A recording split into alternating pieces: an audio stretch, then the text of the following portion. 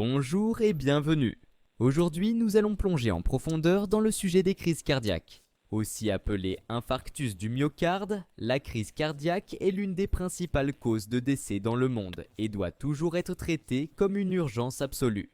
Étant donné la peur généralisée autour de ce problème de santé, il est crucial de mieux le comprendre.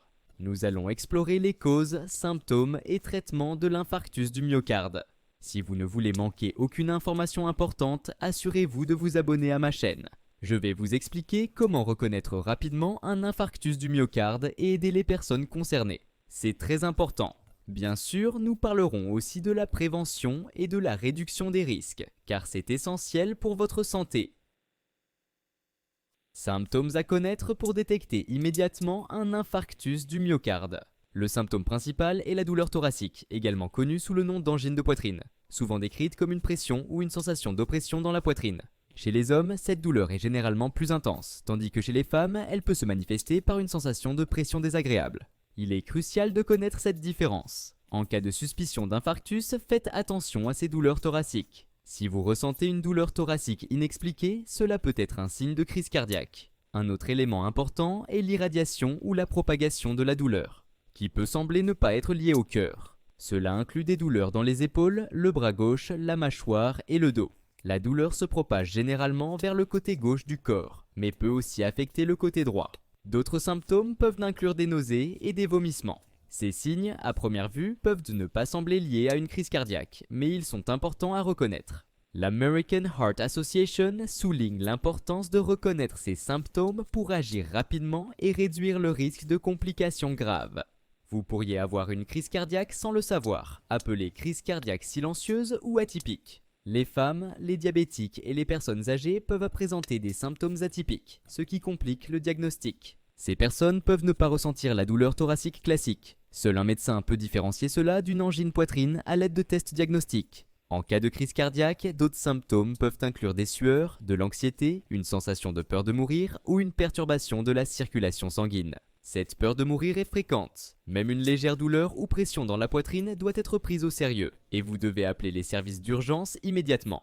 Que faire en cas de suspicion de crise cardiaque? Rappelez-vous toujours. Premièrement, appelez immédiatement les services d'urgence. Deuxièmement, calmez la personne affectée car elle est souvent terrifiée. Les calmer aide à normaliser leur respiration et à prévenir l'hyperventilation. Troisièmement, surélever le haut du corps et desserrer les vêtements serrés comme une cravate ou un col. Enfin, si la personne perd connaissance et ne respire plus, vous devez commencer la réanimation immédiatement. Gardez ces 4 étapes essentielles en tête en cas de crise cardiaque. Définition d'une crise cardiaque. Que se passe-t-il exactement dans notre cœur lors d'une crise cardiaque ? En termes simples, le cœur est un muscle qui pompe le sang dans tout le corps et a besoin de beaucoup d'oxygène pour fonctionner correctement. Le tissu cardiaque est parcouru par de nombreux vaisseaux sanguins, y compris les artères coronaires qui fournissent au cœur du sang riche en oxygène et des nutriments. Cependant, dans le cas d'une maladie coronarienne, des plaques se forment à l'intérieur de ces vaisseaux, rétrécissant leur diamètre et réduisant ainsi le flux sanguin. Les crises cardiaques sont généralement classées en fonction des changements observés sur un électrocardiogramme, ECG. Lors d'une crise cardiaque, un ECG est systématiquement réalisé pour déterminer s'il s'agit d'une STEMI, infarctus avec élévation du segment ST, ou un STEMI, infarctus du myocarde sans élévation du segment ST. Dans le cas d'un STEMI, l'artère est complètement obstruée, tandis que dans un NSTEMI, un certain flux sanguin est encore possible. Les résultats de l'ECG influenceront ensuite le traitement qui sera administré. Cause de la crise cardiaque. En résumé, une crise cardiaque peut être causée par divers facteurs de risque. Le principal est clairement l'athérosclérose. En termes simples, dans 90% des cas, un mode de vie malsain et une génétique défavorable conduisent à l'athérosclérose. Et que se passe-t-il après? Les plaques, ou les dépôts de cholestérol dans les parois des vaisseaux, perturbent non seulement le flux sanguin en rétrécissant les artères coronaires, mais peuvent aussi former des thrombus, de petits caillots de sang qui peuvent se détacher, se déplacer avec le flux sanguin, et obstruer les plus petits vaisseaux. Ces thromboses sont la cause d'un infarctus du myocarde de type 1.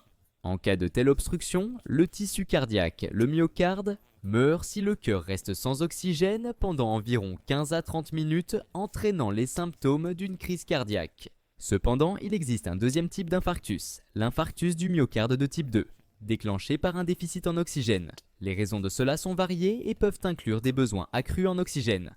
Par exemple, dans le cas de l'hyperthyroïdie, d'une hypertension sévère ou d'une tachycardie persistante. Une autre cause est une diminution de l'apport en oxygène. Les déclencheurs possibles incluent les maladies cardiaques ou pulmonaires. En conséquence, il n'y a pas suffisamment d'oxygène acheminé au cœur.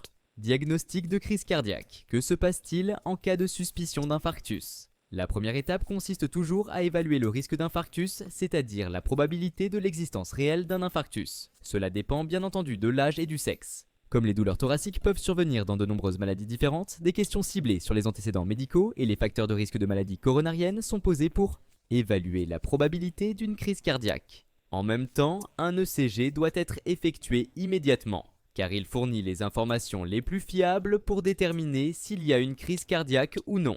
Ensuite, un examen physique est réalisé. Le cœur et les poumons sont auscultés pour détecter des signes de manque d'oxygène comme la pâleur, les mains froides ou une coloration bleue de la peau et des lèvres. Si, après les premiers examens et les résultats de l'ECG, la suspicion d'une crise cardiaque persiste, des examens supplémentaires tels que l'échocardiographie ou la coronarographie sont possibles. Enfin, des analyses de sang sont effectuées. Les enzymes cardiaques, en particulier la troponine, le marqueur le plus important d'une crise cardiaque, sont mesurées. Cette substance est libérée en grande quantité et se trouve en nombre très élevé dans le sang lors d'une crise cardiaque.